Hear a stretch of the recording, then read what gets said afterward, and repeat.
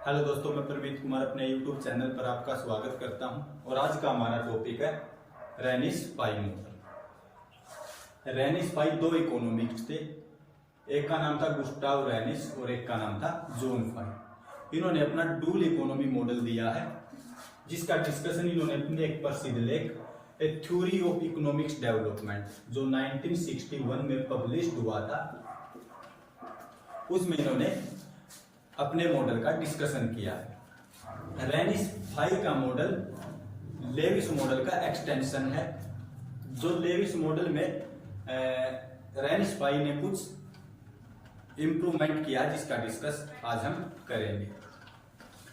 जिस प्रकार से प्रोफेसर लुइस ने बताया था, अंडर डेवलप्ड कंट्री में डिसगाइज्ड अनएम्प्लॉयमेंट पाया जाता है और वहां पर एग्रीकल्चर सेक्टर से इंडस्ट्रियल सेक्टर में उस लेबर को माइग्रेट कर दिया जाएगा जिसकी मार्जिनल प्रोडक्टिविटी जीरो है। उसी प्रकार से रेनिस पाई ने बताया कि डिसगाइज्ड अनएम्प्लॉयमेंट को किस प्रकार से एग्रीकल्चर सेक्टर से इंडस्ट्रियल सेक्टर में माइग्रेट कर दिया जाएगा और किस प्रकार से इकोनॉमिक्स डेवलपमेंट की प्रोसेस शुरू होगी। तो आपको पहले लुइस मॉडल देखना चाहिए, वहां से आपको पता चलेगा कि किस प्रकार से लेबर एग्रीकल्चर सेक्टर से इंडस्ट्रियल सेक्टर में माइग्रेट होती है। फिर भी मैं यहाँ पर थोड़ा बता देता हूं। रेनिस पाई का मॉडल अंडर डेवलप्ड कंट्री पर बेस्ड है और अंडर डेवलप्ड कंट्री में पॉपुलेशन ज्यादा होती है और वहां पर डिसगाइज्ड अनएम्प्लॉयमेंट पाया जाता है। डिसगाइज्ड अनएम्प्लॉयमेंट मतलब छिपी हुई बेरोजगारी। किसी कार्य छिपी हुई बेरोजगारी के बारे में पहले आपको बता देता हूं। किसी कार्य को करने के लिए जितने व्यक्ति चाहिए, अगर उससे अधिक व्यक्ति काम पर लगे हुए हैं और कुछ व्यक्तियों को काम पर से हटा दिया जाए तो टोटल प्रोडक्शन पर कोई इफेक्ट नहीं पड़ेगा, टोटल प्रोडक्शन कांस्टेंट रहेगी। कैसे? और ऐसे लेबर की मार्जिनल प्रोडक्टिविटी जीरो भी। देखिए, सपोज ये एक लैंड का टुकड़ा है। रेनिस पाई ने लैंड को भी कांस्टेंट माना है। अजम्पशन में इसके बारे में स्टडी करेंगे। अगर इस लैंड के टुकड़े पर 20 लेबर काम करती है तो टोटल प्रोडक्शन सपोज करो 20 प्रोडक्ट है या 20 क्विंटल राइस है या वीट है, जो भी आपको मानना है मान सकते हैं। अगर यहाँ पर कुछ लेबर को काम पर से हटा दिया जाता, सपोज करो 5 लेबर को काम पर से हटा दिया तो लेबर बची 50, तो तब भी टोटल प्रोडक्शन 20 क्विंटल अनाज का होता है। तो यहाँ पर जो 5 लेबर है इसकी मार्जिनल प्रोडक्टिविटी जीरो है। कैसे? जो एमपी निकालते हैं उसका फार्मूला क्या है? TPN माइनस TPN माइनस 1, तो 20 माइनस 20 यानी कि प्रेजेंट के टोटल प्रोडक्शन में से प्रीवियस ईयर के प्रोडक्शन को माइनस कर देंगे तो मार्जिनल प्रोडक्टिविटी कितनी निकल कर आई? जीरो। तो जिस लेबर की मार्जिनल प्रोडक्टिविटी जीरो है उसको एग्रीकल्चर सेक्टर से इंडस्ट्रियल सेक्टर में माइग्रेट कर दिया जाएगा, क्योंकि रेनिस पाई का मॉडल भी डुअल इकोनॉमी से रिलेटेड है और डुअल इकोनॉमी में दो सेक्टर की बात की, एक एग्रीकल्चर सेक्टर, दूसरा इंडस्ट्रियल सेक्टर। तो जब यहां से लेबर को यहां पर माइग्रेट किया जाएगा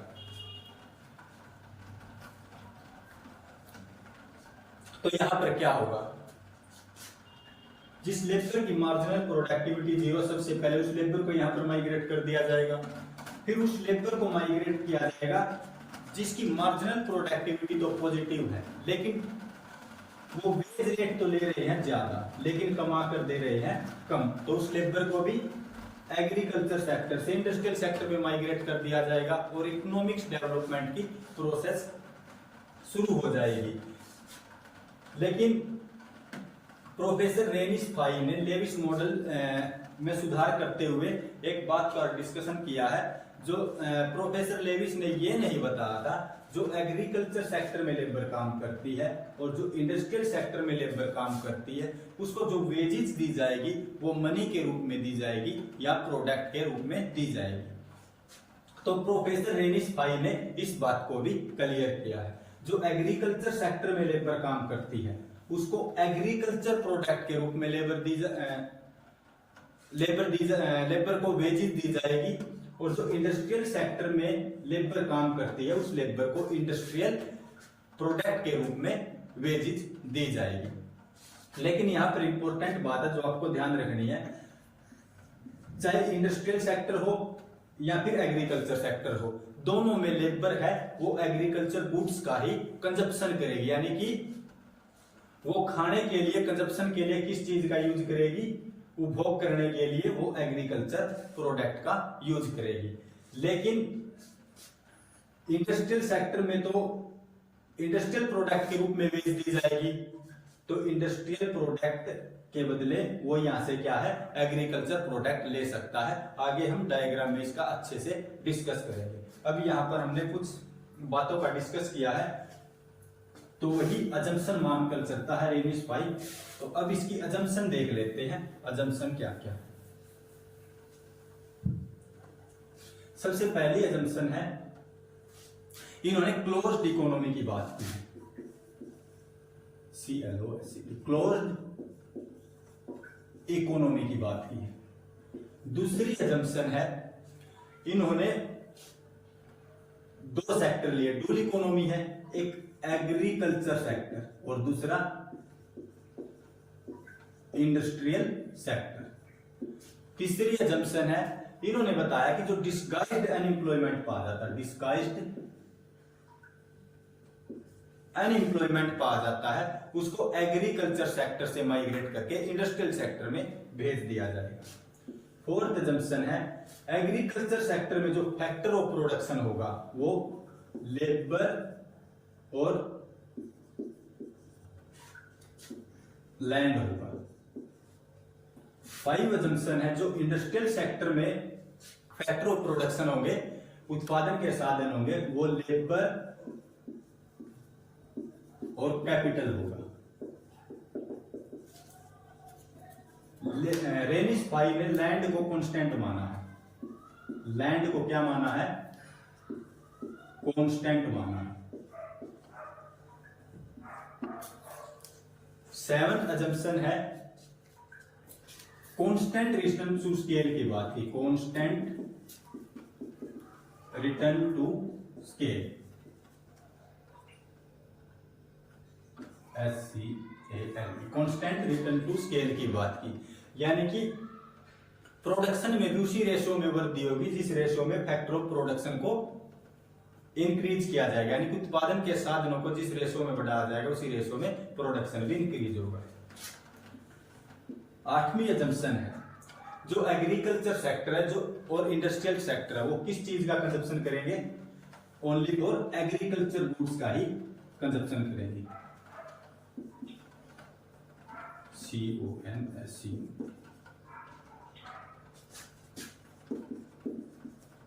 कंजप्शन ऑफ एग्रीकल्चर गुड्स। और जो लास्ट की अजम्पशन है वो बहुत ही इंपॉर्टेंट अजम्पशन है जिस पर ये मॉडल लास्ट तक चलेगा, वो है institutional wage, institutional wage. Agriculture sector और इंडस्ट्रियल सेक्टर में जो वेज दी जाएगी वो इंस्टीट्यूशनल वेज दी जाएगी, लेकिन ये कहां तक दी जाएगी, कब तक दी जाएगी, और एक समय ऐसा आएगा जब लेबर अपनी मार्जिनल प्रोडक्टिविटी के इक्वल वेज रेट की डिमांड करेंगे, वहां पर क्या होगा उसका डिस्कशन हम आगे डायग्राम में करेंगे। फिलहाल इंस्टीट्यूशनल वेज को देख लेते हैं, इंस्टीट्यूशनल वेज क्या होती है, क्योंकि मॉडल में इसी का बार बार डिस्कस होगा। इंस्टीट्यूशनल वेज रेट है वो इंस्टीट्यूशनल फैक्टर के द्वारा डिटरमाइन की जाती है। एक वेज होती है, हमने भी पहले भी स्टडी किया होगा मैक्रो इकोनॉमिक्स में, डिमांड एंड सप्लाई के द्वारा जो वेजेज डिटरमाइन की जाती है, जहां पर डिमांड और सप्लाई इक्वल होंगे वहां पर जो है इक्विलिब्रियम होगा और वेज रेट को डिटरमाइन किया जाएगा। लेकिन यहां पर जो वेजेज है वो इंस्टीट्यूशनल फैक्टर के द्वारा डिटरमाइन की जाएगी। इंस्टीट्यूशनल फैक्टर कौन से होते हैं, land tenure, land tenancy, size of field, size of land holding और लैंड रिकम्स, मतलब जो भूमि के स्वामी होते हैं, जो जमींदार होते हैं, या फिर जो खेत का आकार होता है, या फिर छोटी जोत का आकार होता है, जो खेत छोटे छोटे खेत होते हैं उनके द्वारा वेज को डिटरमाइन किया जाता है। अब आपको इंस्टीट्यूशनल वेज समझ में आ गया। इंस्टीट्यूशनल वेज किसके द्वारा डिटरमाइन किया जाएगा? जो इंस्टीट्यूशनल फैक्टर होते हैं, जो संस्थागत साधन होते हैं, जैसे भूमि का स्वामी, जमींदार, उनके द्वारा वेज को डिटरमाइन किया जाएगा। तो शुरुआत में जो एग्रीकल्चर सेक्टर है और इंडस्ट्रियल सेक्टर है, उनको जो वेज दी जाएगी वो इंस्टीट्यूशनल वेज दी जाएगी। तो आइए हम आगे डिस्कस करते हैं।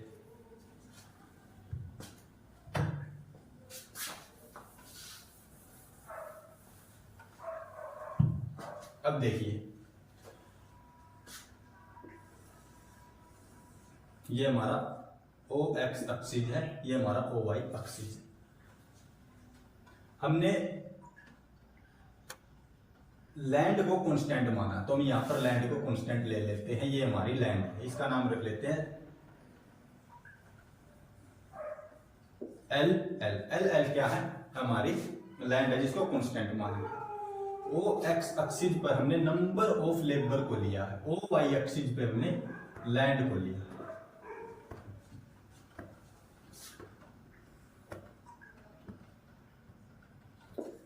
ए बी एल, यह क्या है?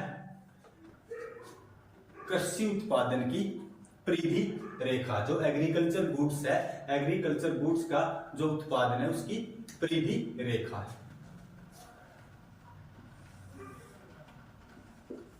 ओ आर क्या है? कांस्टेंट रिटर्न्स टू स्केल है।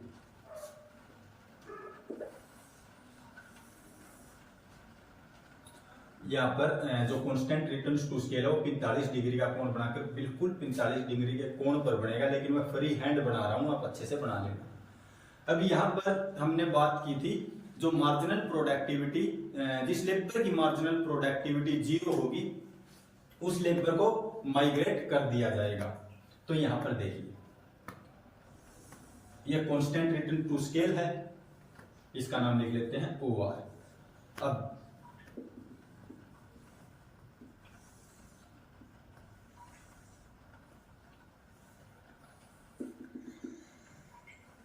अब देखिए, ये टीपी है, टोटल प्रोडक्शन करो। यहां पर नंबर ऑफ लेबर है, यहां पर टीपी टोटल प्रोडक्शन है।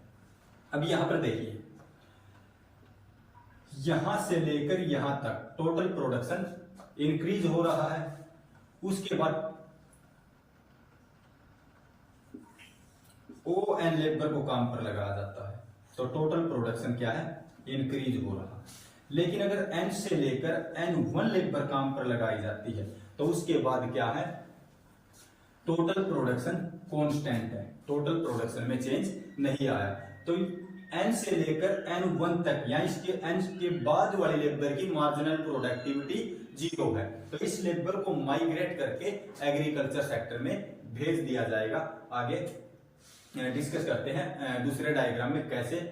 आई होप यहां तक आपको अच्छे से समझ आया होगा। अब आगे देखते हैं।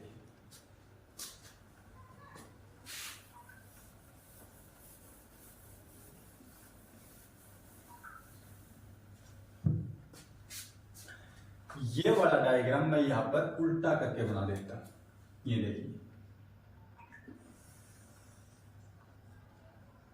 थोड़ा छोटा बना देता हूं क्योंकि 3 डायग्राम बनेंगे। ये वाला मूल बिंदु वो यहां पर ले लेते हैं। अब नंबर ऑफ लेबर कहां पर आएगी? यहां पर नंबर ऑफ लेबर।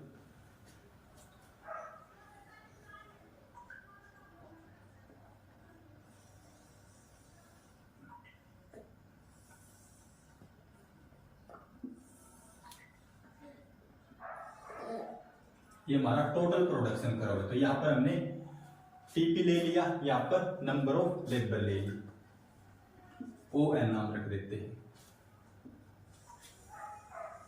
ये हमारी कांस्टेंट रिटर्न टू स्केल को शो करती है, इसका नाम ए लिख लेते हैं, इसका नाम बी लिख लेते हैं, यहां पर फेज बना लेते हैं 1 2 3। अब देखिए, ये एग्रीकल्चर सेक्टर का डायग्राम, दूसरा डायग्राम देखिए।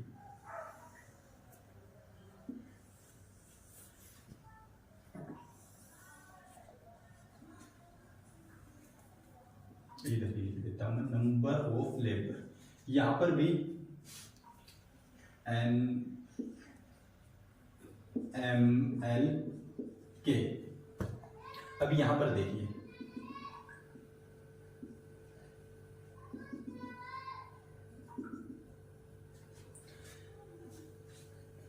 AOAB हमारा टोटल प्रोडक्शन करा हुआ है। ए से बी वाली लेबर की मार्जिनल प्रोडक्टिविटी 0 है। अगर यहां से देखें तो NM लेबर की मार्जिनल प्रोडक्टिविटी 0 है। अगर इस लेबर को माइग्रेट करके इंडस्ट्रियल सेक्टर में भेज दिया जाएगा तो क्या होगा, जिस लेबर की मार्जिनल प्रोडक्टिविटी 0 है वो यहां से इंडस्ट्रियल सेक्टर में चली जाएगी, वहां पर भी उसको उतनी ही वेज रेट दी जाएगी जितनी एग्रीकल्चर सेक्टर में दी जाती है। कैसे देखिए, ये NM लेबर है, ये वाला भी एग्रीकल्चर सेक्टर का डायग्राम है, लेकिन यहां पर हम एवरेज एग्रीकल्चर सरप्लस की बात करेंगे, और यहां पर जो ये बीच का रेशो है ये टोटल एग्रीकल्चर सरप्लस की बात करेगा। अच्छे से समझना, ध्यान से देखना। जो NM लेबर जिसकी मार्जिनल प्रोडक्टिविटी 0 है यहां पर, ये वाली, तो यहां पर देखते हैं, ये भी एग्रीकल्चर का डायग्राम है, एग्रीकल्चर सेक्टर का डायग्राम है। सपोज करो यहां पर NW वेज दी जाती है, तो वेज कर्व यहां तक क्या है, परफेक्ट इलास्टिसिटी। उसके बाद ये वाली लेबर जो MLK, M से लेकर L तक की बात करते हैं, इस लेबर की मार्जिनल प्रोडक्टिविटी पॉजिटिव है, क्योंकि इसका टोटल प्रोडक्शन में कुछ ना कुछ हिस्सा है, ये कुछ ना कुछ कमाकर दे रहा है, तो इसलिए मार्जिनल प्रोडक्टिविटी कर्व भी ऊपर की ओर शिफ्ट होगा। और फिर इस प्रकार से, क्योंकि ये वाला भी कुछ ना कुछ कमा कर दे रहा है तो और ऊपर जाएगा, इस प्रकार से मार्जिनल प्रोडक्टिविटी कर्व ऊपर की ओर चला जाएगा। लेकिन W से लेकर यहां तक जो वेजेस दी जा रही है वो कांस्टेंट है, लेकिन एवरेज एग्रीकल्चर सरप्लस कम होगा, और कम होते होते इस प्रकार से अंत में जाकर 0 हो जाएगा। कैसे, लेकिन यहां तक MLK के लेबर तक जो वेजेस दी जाएगी वो OW वेजेस दी जाएगी। एक बार मैं इनका नाम लिख लेता हूं, ABCDEFGHIJRUV,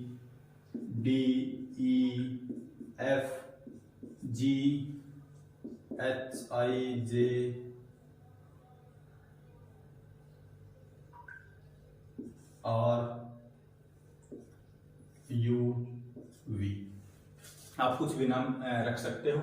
अब यहां पर देखिए, NM लेबर की मार्जिनल प्रोडक्टिविटी थी 0, इस लेबर को माइग्रेट करना है इंडस्ट्रियल सेक्टर में।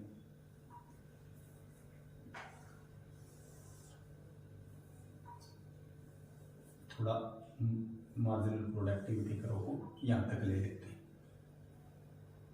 U, ये OX एक्सिस, ये OY एक्सिस, ये इंडस्ट्रियल सेक्टर का डायग्राम है, थर्ड वाला, इसका नाम थर्ड लिख देते हैं, ये 2 वाला, ये first second third. NM labour को माइग्रेट किया यहां से इंडस्ट्रियल सेक्टर में, एग्रीकल्चर सेक्टर से इंडस्ट्रियल सेक्टर में, ये वाली आ गई यहां पर। इसको वेज रेट NW ही दी जाएगी, तो यहां पर OW वेज रेट दी जाती है। ये मार्जिनल प्रोडक्टिविटी कर्व होगा, इसका भी कुछ नाम लिख लेते हैं, RS, इसका T नाम लिख लेते हैं। तो RS marginal productivity curve industrial sector का, OW इसको वेज रेट दी जाती है। लेकिन जो सेकंड वाली लेबर को इंडस्ट्रियल सेक्टर में माइग्रेट किया जाएगा तो ये कुछ ना कुछ कमा कर दे रहे हैं, भले ही ये कमा कर तो कम दे रहे, लेकिन इनको वेज यहां पर ज्यादा मिल रही है। यहां तक ये कम कमा कर दे रहे इससे नीचे, लेकिन वेजेस कितनी ले रहे हैं, ज्यादा। अगर इस लेबर को भी यहां से माइग्रेट किया जाएगा तो इनको OW वेज रेट नहीं मिलेगी इंडस्ट्रियल सेक्टर में, इनको कुछ ना कुछ ज्यादा मिलेगी, तभी तो ये यहां से यहां पर माइग्रेट होंगे। कैसे, आपको समझ नहीं आएगा, एक टेबल बनाकर आपको अच्छे से समझाऊंगा।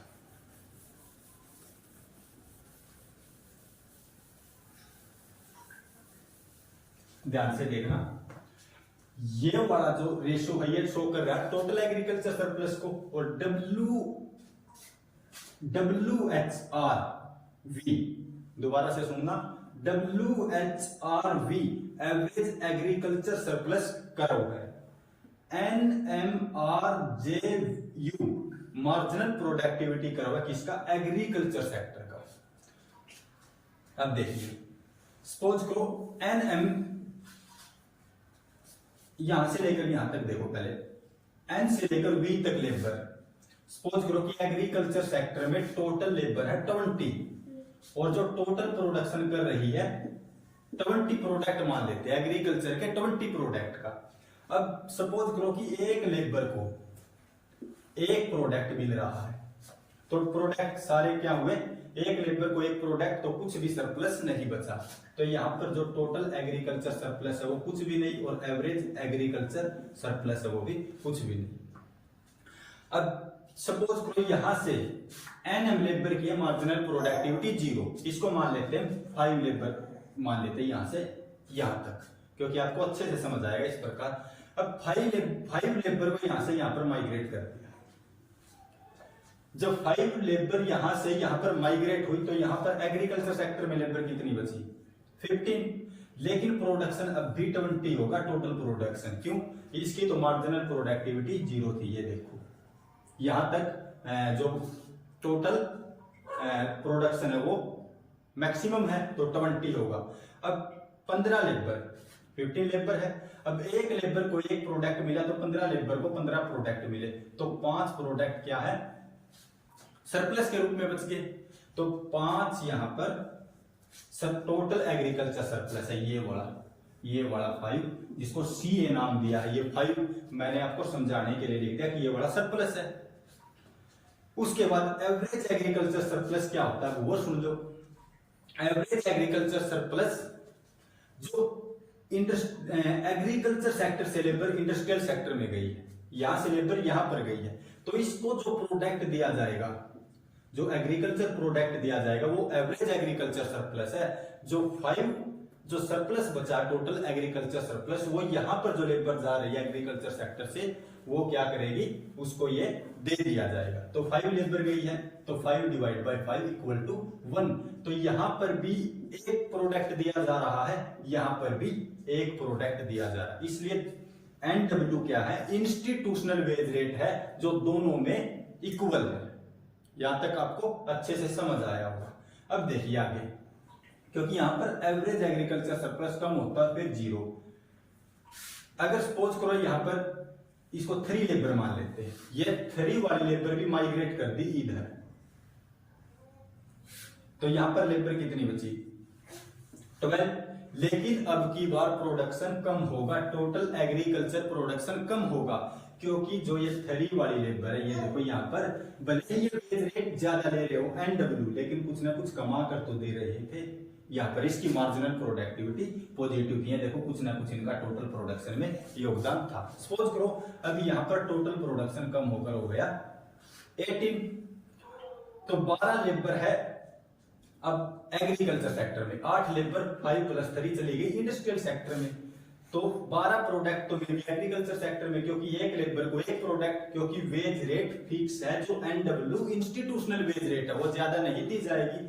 ऐसा नहीं है कि जो यहाँ पर 12 लेबर है तो 18 प्रोडक्ट इनको बांट दिए जाए, नहीं, इनको 12 प्रोडक्ट ही मिलेंगे, यानी कि एक लेबर को एक प्रोडक्ट ही मिलेगा। अब देखिए यहाँ पर सरप्लस कितना हुआ? 6, तो ये देखिए यहाँ पर 5 6, तो C से A total agriculture surplus increase होकर DE हुआ। उसके बाद एवरेज एग्रीकल्चर सरप्लस कितना हुआ? यहाँ पर कितना हुआ था? 1। अब जो 6 एवरेज एग्रीकल्चर सरप्लस हो कितनी लेबर में बटेगा? कितनी जाली यहां से यहां तक? 5 + 3, 5 + 3 8, तो 6 डिवाइड बाय 8, 0.75, तो ये देखिए कम हुआ, जिस कारण ये नीचे की ओर आया। उसके बाद आगे देखिए, अगर ये 2 लेबर और माइग्रेट कर दी जाती है, ऊपर वाले डायग्राम को मैं बाद में अच्छे से समझाऊंगा, पहले इस वाले को देख लेते हैं, एवरेज एग्रीकल्चर सरप्लस और टोटल एग्रीकल्चर सरप्लस को। यहां पर 10 लेबर बची, क्योंकि यहां पर 2 लेबर और माइग्रेट होकर चली गई। अब 10 लेबर बची, तो 10 लेबर ने प्रोडक्शन और कम होगा। सपोज करो यहाँ पर 17 टोटल प्रोडक्शन होता है 17 गुड्स का, तो कितना बचा 10 प्रोडक्ट। एग्रीकल्चर सेक्टर में 10 लेबर है तो 10 प्रोडक्ट मिलेगी, एक लेबर को एक प्रोडक्ट, तो 7 क्या है सरप्लस। तो टोटल एग्रीकल्चर सरप्लस कितना हुआ 7, तो 5 6 7, यानी कि जो फेज 2 है यहां तक टोटल एग्रीकल्चर सरप्लस इंक्रीज हो रहा है, लेकिन एवरेज एग्रीकल्चर सरप्लस कितना होगा 7, लेबर कितनी जाली 5 8 10, तो 7 डिवाइड बाय 10 0.7, यानी कि 0.7, अब इससे भी कम हुआ। लेकिन ये तो यहां तक 2 फेजेज की बात की है। ये देखो ये है फेज 1 और ये M से लेकर K तक है फेज 2, और ये वाला है हमारा फेज 3 जो K से लेकर V तक है। इसका डिस्कस करेंगे, एक मिनट इसको कंप्लीट कर लेते हैं। यहां तक अब आपको समझ आया होगा जो एवरेज एग्रीकल्चर सरप्लस है वो कम क्यों रहा है और जो टोटल एग्रीकल्चर सरप्लस है वो इंक्रीज क्यों हो रहा है। अब हमने फेज 2 कंप्लीट कर दिया, फेज 1 और फेज 2। उसके बाद टोटल एग्रीकल्चर सरप्लस भी कम होना शुरू हो जाता है, ये देखिए, और अंत में जाकर 0 हो जाता है। तो ये है फेज 3, उसके बारे में बाद में डिस्कस करेंगे। आई होप यहां तक आपको क्लियर हुआ होगा टेबल के द्वारा। अब देखिए जो NM लेबर थी वो माइग्रेट होकर यहां पर आ गई, OM लेबर 5। तो यहां पर इंडस्ट्रियल सेक्टर में वेज रेट कितनी दी जा रही है OW, जब इसको वेज रेट कितनी दी जा रही है OW, लेकिन ये कमा कर कितना दे रहे हैं कैपिटलिस्टिक को ORTM ये कमा कर दे रहे हैं। लेकिन मिल कितना रहा OWTM माइनस OWTM, तो कैपिटलिस्टिक का प्रॉफिट कितना हुआ जब इस सारे में से ये वाला माइनस कर देंगे तो WRT कैपिटलिस्टिक का प्रॉफिट हुआ। तो कैपिटलिस्टिक और लेबर की डिमांड करेगा यहां से, इस प्रकार से 5 3 2 ये लेबर यहां पर माइग्रेट हो रही है, और इस लेबर की मार्जिनल प्रोडक्टिविटी 0 है, तो ये वाली लेबर यहां पर माइग्रेट कर दी जाएगी। लेकिन टोटल प्रोडक्शन कम हो रहा है, जब टोटल प्रोडक्शन कम हो रहा तो जाहिर सी बात है जो एग्रीकल्चर के प्रोडक्ट है उनकी प्राइसेज क्या होगी, प्राइसेज ज्यादा होगी, हाई होगी, यानी कि एग्रीकल्चर प्रोडक्ट एक्सपेंसिव होगा। तो ये वाली जो 3 लेबर यहां पर माइग्रेट होगी, यहां पर जो 5 लेबर माइग्रेट हुई है, तो 1 agriculture product equal to 1 industrial product था। लेकिन दूसरे पेजेज में जो लेबर 3 माइग्रेट हुई है, यहां पर 1 एग्रीकल्चर का 1 इंडस्ट्रियल का प्रोडक्ट कितने का हुआ, अब एक का नहीं 0.75, यानी कि एग्रीकल्चर प्रोडक्ट कम दिए जाएंगे लेकिन इंडस्ट्रियल का प्रोडक्ट है, उसके बाद आगे और ज्यादा चीप हो जाता है इंडस्ट्रियल प्रोडक्ट, और कम एग्रीकल्चर प्रोडक्ट देना पड़ेगा 0.7। तो जब इतना कम प्रोडक्ट इनको यहां पर मिलेगा तो ये माइग्रेट क्यों होंगे, ये तो नहीं जाएंगे, तो इनको कुछ ना कुछ ज्यादा वेजेस दी जाएगी। यहां से यहां पर जब ये माइग्रेट होंगे इनको ज्यादा दिया जाएगा, लेकिन वो जो वेजेस दी जाएगी वो इंडस्ट्रियल प्रोडक्ट के रूप में दी जाएगी। सपोज यहां पर एक प्रोडक्ट दिया जाता था, मानकर चलते हैं इंडस्ट्रियल सेक्टर का 2 प्रोडक्ट दिए जाएंगे।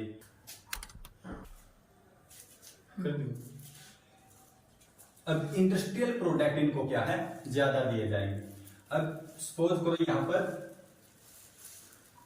एग्रीकल्चर सेक्टर में एक प्रोडक्ट दिया जा रहा है एग्रीकल्चर का, तो इंडस्ट्रियल सेक्टर में इनको ज्यादा प्रोडक्ट दिए जाएंगे। क्यों दिए जाएंगे, क्योंकि जो इंडस्ट्रियल प्रोडक्ट है वो क्या है सस्ता हो गया, और एग्रीकल्चर प्रोडक्ट है क्या है महंगा हो गया। तो टर्म ऑफ ट्रेड किसके पक्ष में हुई, एग्रीकल्चर सेक्टर के पक्ष में हुई, और इंडस्ट्रियल सेक्टर के प्रोडक्ट जो है वो क्या है चीप हो गए, और उसके बावजूद क्या है अगर एक एग्रीकल्चर का प्रोडक्ट लेना तो उसके बदले में ज्यादा इंडस्ट्रियल प्रोडक्ट देने पड़ेंगे, जिस कारण जो वेजेज है इनको ज्यादा दी जाएगी। यहां पर ये देखो ज्यादा दी जाएगी।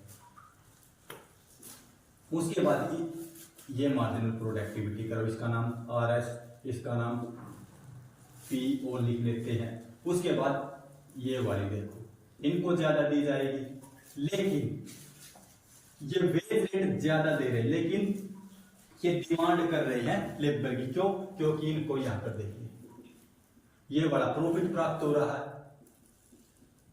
उसके बाद है यहां पर देखे तो ये बड़ा प्रॉफिट प्राप्त हो रहा है। तो इनको प्रॉफिट प्राप्त हो रहा, किनको? कैपिटलिस्टिक को। जब तक कैपिटलिस्टिक को प्रॉफिट प्राप्त होगा, ये क्या करेंगे? लेबर की डिमांड करेंगे। अब देखिए, अब आते हैं फेज नंबर 3। तो फेज 3 में क्या है? जो फेज 3 में के भी लेबर है, इसकी मार्जिनल प्रोडक्टिविटी है पॉजिटिव। और जब लेबर की मार्जिनल प्रोडक्टिविटी पॉजिटिव है, तो यहां पर लेबर क्या करेगी? अपनी वेज जो है मार्जिनल प्रोडक्टिविटी के इक्वल लेने की डिमांड करेगी। तो जिस कारण से जो टोटल एग्रीकल्चर सरप्लस है वो कम होगा। क्यों? देखिए, सपोज करो यहां पर 5 लेबर ले लेते हैं, 5 लेबर, यहां पर उधर 5 लेबर बच गई, तो 5 लेबर ले लेते हैं। यहां पर 5 लेबर यहां से माइग्रेट करके यहां पर भेजते हैं, यहां पर।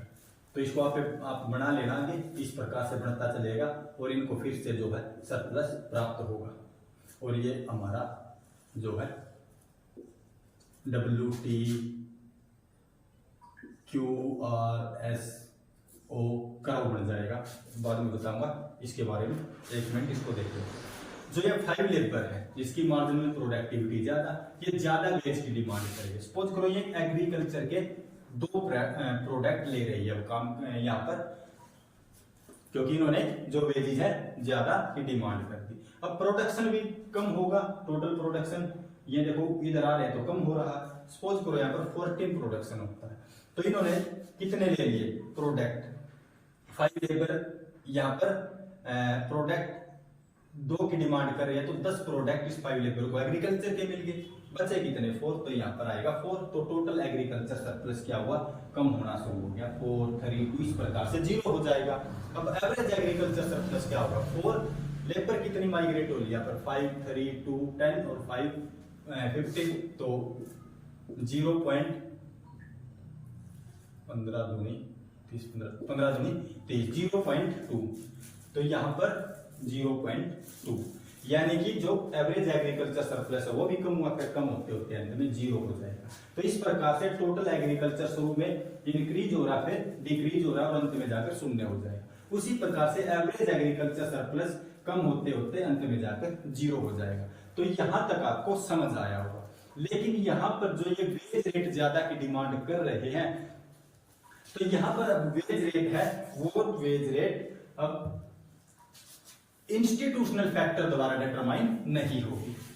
जो इंस्टीट्यूशनल फैक्टर्स थे, land tenancy, land tenure, size of fields, उनके द्वारा वेज डिटरमाइन नहीं होगी। अब जो वेजेस डिटरमाइन होगी वो बाजार की शक्तियों द्वारा होगी, क्योंकि थर्ड फेज में जाकर एग्रीकल्चर का कॉमर्शियलाइजेशन शुरू हो जाएगा, मतलब कृषि का व्यापारीकरण शुरू हो जाएगा। क्योंकि एग्रीकल्चर गुड्स क्या है? एक्सपेंसिव हो गई है, महंगी हो गई है, और जो इंडस्ट्रियल गुड्स है वो सस्ती हो गई है। तो यहाँ पर जो वेजेस डिटरमाइन होगी वो बाजार की शक्तियों द्वारा डिटरमाइन होगी, वो सप्लाई, लेबर की सप्लाई और लेबर की डिमांड द्वारा डिटरमाइन होगी। जहां पर डिमांड एंड सप्लाई एक दूसरे को इंटरसेक्ट करेंगे वहां पर वेजेस डिटरमाइन होगी। सपोज करो यहाँ पर OW वेजेस डिटरमाइन, यानी कि इस वेजेस से ज्यादा वेज डिटरमाइन होगी, और उसी पर फिर क्या है? लेबर काम करेगी। इस प्रकार रेविस पाई ने बताया है कि इकोनॉमिक्स डेवलपमेंट की प्रोसेस शुरू हो जाएगी। जो यहाँ पर लेबर ज्यादा थी, जिसकी मार्जिनल प्रोडक्टिविटी 0 थी या कम कमा कर दे रहे थे, वो यहाँ पर चले जाएंगे और यहाँ पर उनको ज्यादा वेजेज मिलेगी, और इस प्रकार इकोनॉमिक्स डेवलपमेंट होगा। अब एक बार दोबारा से डायग्राम को देख लेते हैं दोनों को। इस लेबर की मार्जिनल में कुछ चीजें यूज कर देता हूं ताकि आपको अच्छे से क्लियर हो। यहां से लेबर, इस वाले को तो आपको पता है, इसमें तो टोटल एग्रीकल्चर सरप्लस है और टोटल प्रोडक्शन है। एनएम लेबर की मार्जिनल प्रोडक्टिविटी है 0, इनको वेज दी जा रही है NW जो इंस्टीट्यूशनल वेज है, जो इंस्टीट्यूशनल फैक्टर द्वारा डिटरमाइन की गई। शुरू में यहाँ पर भी इनको OW वेज रेट दी जा रही है जो एग्रीकल्चर में दी जाने वाली वेज के इक्वल है। तो ये लेबर यहाँ पर माइग्रेट हुई, यहाँ पर माइग्रेट होने के बाद कैपिटलिस्ट को कुछ ना कुछ प्रॉफिट प्राप्त है, उसने और लेबर की डिमांड करी, यहाँ से लेबर ये वाली माइग्रेट हुई M से लेकर K तक, M से L तक ले लेते, ये वाली माइग्रेट हुई, फिर से कैपिटलिस्ट को प्रॉफिट प्राप्त हुआ, फिर से लेबर की डिमांड करी। लेकिन जो इंडस्ट्रियल सेक्टर में लेबर का जो सप्लाई करो है वो ऊपर की ओर WTQR क्यों हो गया, ऊपर की ओर क्यों जा रहा है, इसका डिस्कस करते हैं। जो यहाँ पर वेज दी जा रही है वो उतनी ही वेज दी जा रही है जितनी यहाँ पर दी जाती थी, लेकिन उसके बाद एग्रीकल्चर प्रोडक्ट हो जाता है एक्सपेंसिव, तो ये हो जाता है चीप। तो एग्रीकल्चर प्रोडक्ट का कंजप्शन दोनों सेक्टर में होता है, इंडस्ट्रियल में और एग्रीकल्चर दोनों सेक्टर में। तो इनको इंडस्ट्रियल गुड्स के बदले एग्रीकल्चर गुड्स लेने या कंजप्शन करने के लिए इसलिए इनको क्या है, और यहाँ से लेबर तभी जाएगी जब इनको ज्यादा मिलेगी। तो जब यहाँ से लेबर यहाँ पर जाएगी तो इनको ज्यादा वेज दी जाएगी, जिस कारण से इनका जो है सप्लाई करो इंडस्ट्रियल सेक्टर वाली लेबर का सप्लाई करो ऊपर की ओर उठना शुरू हो जाता है। यहाँ तक W से लेकर T तक, T क्या लेविस का टर्निंग पॉइंट है, क्योंकि लेविस ने बताया था कि जो वेजेज है वो O एक्स एक्सिस के बिल्कुल समानांतर होगी, परफेक्ट इलास्टिक होगी, लेकिन इसके बाद वेजेज ऊपर की ओर जाना शुरू हो जाती है। इस प्रकार से प्रोफेसर रेनिस पाई ने अपने मॉडल को एक्सप्लेन किया है और रेनिस मॉडल में जो कमी थी उसको दूर किया। आई होप आपको मॉडल अच्छे से समझ आया होगा। अगर आपको मॉडल अच्छे से समझ आया तो वीडियो को लाइक करना, चैनल को सब्सक्राइब करना और वीडियो को अपने दोस्तों के साथ शेयर करना। Thank you.